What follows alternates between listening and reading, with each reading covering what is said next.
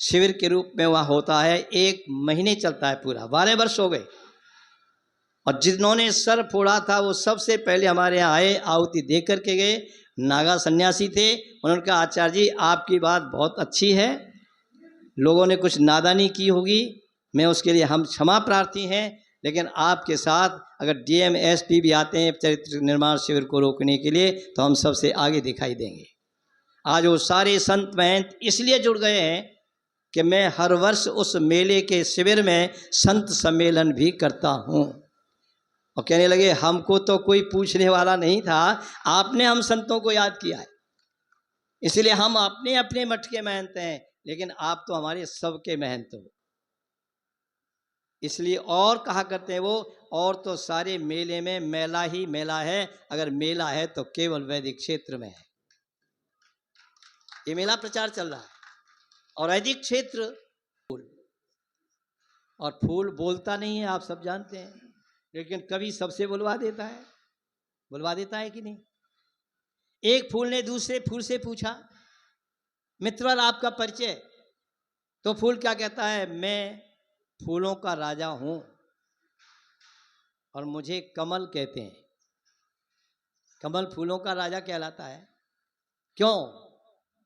सरोवर में कीचड़ में खिल रहा है।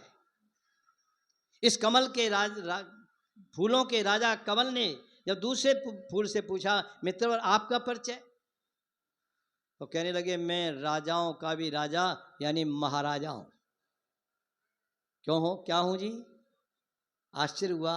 अरे मैं तो राजा इसलिए हूं कि कीचड़ में खिलता हूं, फूलों का राजा मुझे कहा जाता है, तुम महाराजा कैसे हो गए?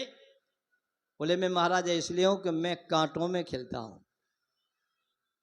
तुम तो कीचड़ में खिलते हो इसलिए राजा हो, लेकिन मैं कांटों में भी खिलता हूं, मैं महाराजा हूं। स्वामी दयानंद का प्रवचन चल रहा है और मन चले लोगों ने कुछ बच्चों को भ्रमित कर दिया और कहा इस बाबा में पत्थर मारो, पत्थर के टुकड़े फेंकने लगे।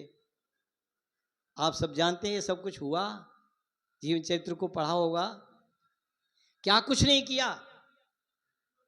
अरे रात्रि के 12 बजे एक वैश्या को सजा करके भेजा और वैश्या का उद्धार कर दिया।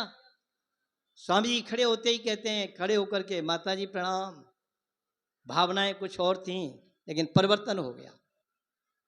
न जाने कितनों का उद्धार किया। अनेकों उदाहरण है, जीवन चरित्र को उठा करके पढ़ना। और मैं एक बात कहा करता हूं, अगर जीवन में शक्ति प्राप्त करनी है, बल प्राप्त करना है, पहाड़ सदृश दुख उपस्थित होने पर भी विचलित नहीं होना, तो स्वामी दयानंद का जीवन चरित्र पढ़ लेना।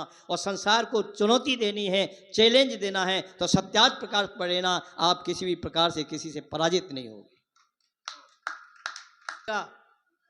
आप जानते हैं रक्त बहते हुए को रूमाल से इस तरह से ढक लिया और धारा प्रवाह प्रवचन करते हुए स्वामी जी महाराज कहते हैं आज मुझे बड़ी प्रसन्नता है। ध्यान देना, आज मुझे बड़ी प्रसन्नता हो रही है, खुशी हो रही है। क्यों हो रही है? आगे धारा प्रवाह बोलते हुए कहते हैं अरे जिन पाषाण के टुकड़ों को लोग भगवान समझ करके अलमारियों में सजो करके रखे हुए थे, उनकी आरतियां उतार रहे थे, उसकी पूजा कर रहे थे, आज मेरे प्रवचन का लोगों पर प्रभाव पड़ गया है और प्रभाव पड़ने के बाद उन पाषाण के टुकड़ों को मेरी ओर फेंक रहे हैं। ए दयानंद, तेरी बात हम स्वीकार करते हैं, लो तुम्हारी झोली में ये पाषाण के टुकड़ों को डालते हैं, करेंगे उसकी स्तुति प्रार्थना उपासना करेंगे। ये दयानंद का प्रभाव था। इन्हीं शब्दों के साथ, क्योंकि मैं